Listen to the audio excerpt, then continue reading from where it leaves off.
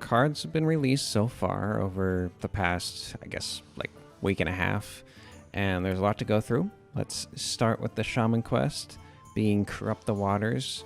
The quest is to play 6 Battlecry cards, and the reward is Heart of Vernal, which is your Battlecries triggered twice this turn as a 2-mana hero power.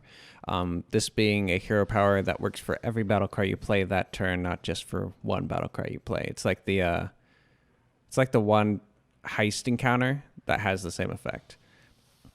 Now, as far as the viability of it goes, it's definitely a good one, as double Battlecry has always been like a pretty valid effect, especially if it doesn't have much cost to it. You got to think of stuff like Bram Bronzebeard and whether or not that would see play in Shaman decks. And there has been times where Battlecries have been good enough, like with Jade Shaman and with that sort of thing. So I think there's probably going to be a home for this at some point, if not now, maybe later. There just has to be a Battlecry that is worth getting twice overall. I think lackeys are probably good enough to make it so that a deck will work with this, just because lackey Battlecries are really powerful overall. And the cost of playing this card is not particularly high, since you really only have to skip your turn 1, and Shaman early game is pretty strong in general, as are the AoEs. So I think Shaman can definitely use this. Next card is Embalming, which is 4-mana Warlock card, destroy a minion, shuffle 3 worthless imps into your deck. It's basically a worse Blast Crystal Potion as far as like the drawback, just because there's no real way to like get around the drawback. That's like just like making it to turn 10. You have to deal with it. And the drawback is pretty savage, being that you could just lose the draw randomly at some point in the game. I don't think it's really worth running this in something like Handlock, just because the draws and like the mitigation of those draws can be kind of hard. Even in like Shuffle Lock, I don't think it's worth it. So I think you're much better off just running stuff like Siphon and Ziliax and Taunts and stuff rather than running this. But maybe if there's like a meta where you really need like hard removal, like almost the current deck with Mage, like beating that, I could see maybe running this. But for just 1 extra mana, you just run BGH. So I don't know. I think it is not worth it. We'll have to see though. We have a Shaman AoE, Earthquake. Deal 5 damage to all minions and deal 2 damage to all minions.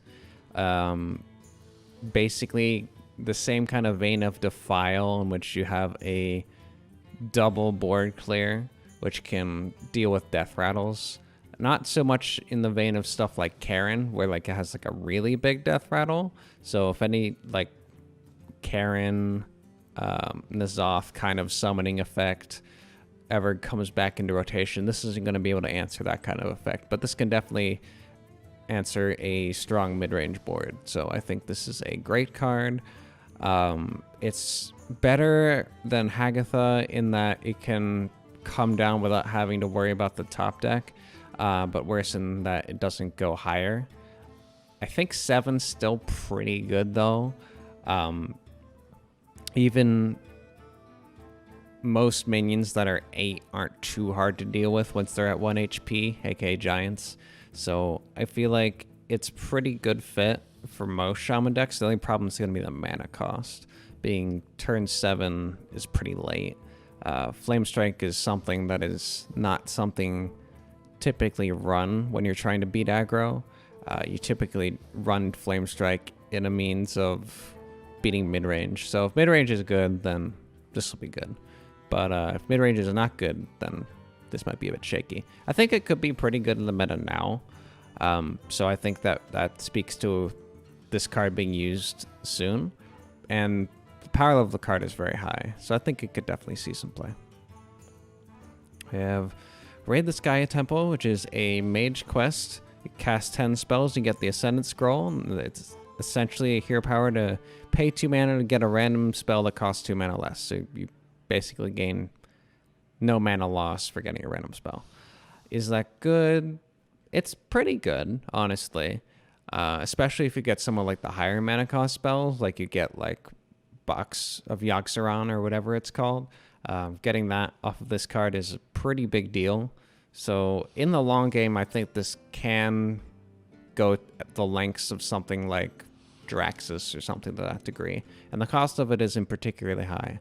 The only issue is that mage healing is not particularly good, and most mage defenses have been nerfed.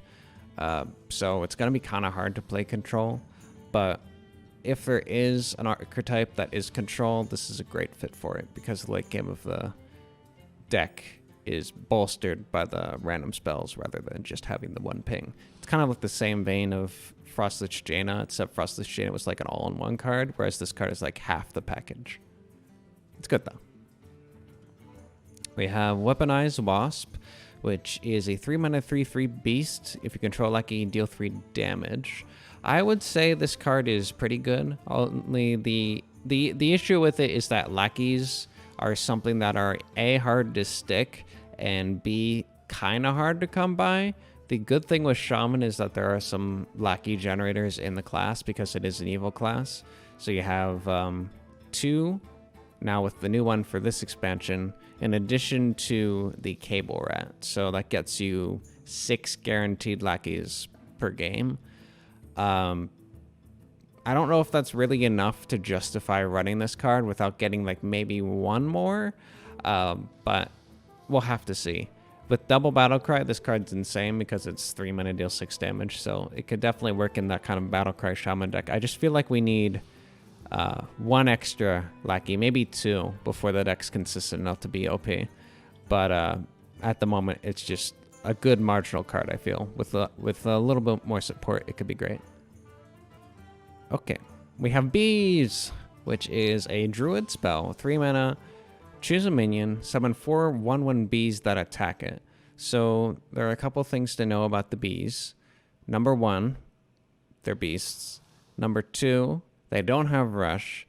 Number 3, they all come out and attack at the same time. And number 4, they can trigger an overkill effect. The overkill effect is pretty interesting because there are some really nasty OTK combos that you can do with that, specifically with Linebacker, I believe is the card's name, that you can buff its attack to more HP than your opponent can handle, and then they just die. That might be the way that this gets used. I think the more realistic approach is that Bees gets used with Knife Juggler, and then you just get all the bees to come out, and then the knives come out and kill the thing that the bees would have attacked, and then the bees don't die. That's like the ideal case, where you can gain the advantage of the bees and still gain the damage.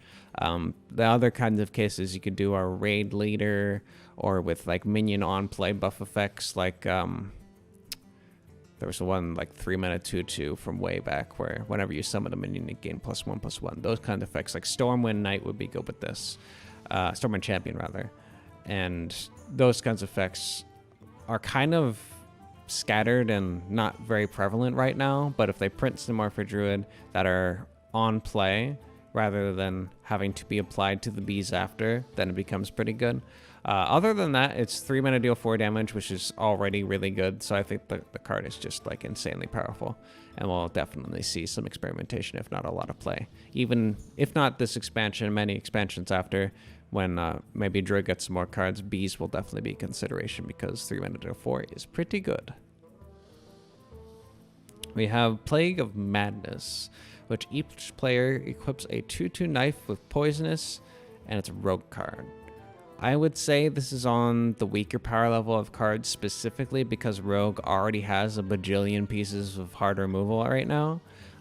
They have Sap, they have Walk the Plank, they have that one scroll thing that kills a card, they have Ziliax, they have the Apply the Poisonous minion now. Like, there's enough. We don't need more. We need last ability, but I don't think Rogue's... Excuse me. I don't think Rogue's going to get that anytime soon. It doesn't seem like the path that Blizzard really wants to take Rogue down, especially since class identity seems to be a thing that they're really concerned about.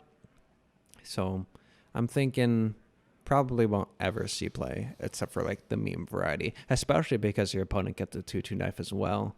Like, it's only good in cases where you're playing aggro and the 2-2 knife is good for destroying their like big taunt minion, and then their 2-2 knife isn't any good because they like take their own face damage. So it's like a really win more removal spell in the vein of sap, but it's only applicable against control, so it's iffy. I don't know if I like it. It's also weapon removal though, which is kind of interesting. You can destroy someone's weapon with this, in the same vein of the one warrior 2-mana thing, which name escapes me. Equip 2/3, gain 6, that kind of card. It works in the same way where you can remove it and then you could Harrison it. Could actually be a combo to play this with Harrison. Be actually kind of interesting. But I don't know whether or not that will be something that people will experiment with or not. It is basically draw 2, 5/4, 2/2 poisonous for 6. That does sound pretty busted. It's just going to be whether or not aggro can fit it, I guess. So maybe not so bad. I've talked myself through it. Not entirely dismissing the card. Now this card, Psycho Pump, my god. Battle Cry, summon a random friendly minion that died this game, give it reborn. So not only is it a 4-mana 3/1, which honestly isn't that bad. We've had like 4-mana 3/2s that see play. This is like a 4-mana 3/1 summon a piloted shredder at like minimum.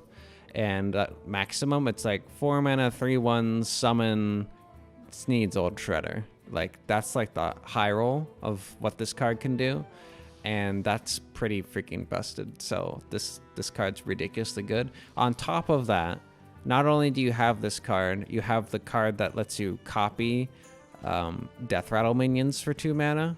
So if you end up playing something like Karen and then Psycho Pumping it and then copying the Karen, it seems pretty abusable to say the least. If Priest gets a lot of Death Rattles, this card's going to be insane. Right now, I just think it's a really good card. Even at the point where it revives itself, it's still like a 3-mana 3/1 that summons a 3-mana 3/1 that summons a 3-mana 3/1.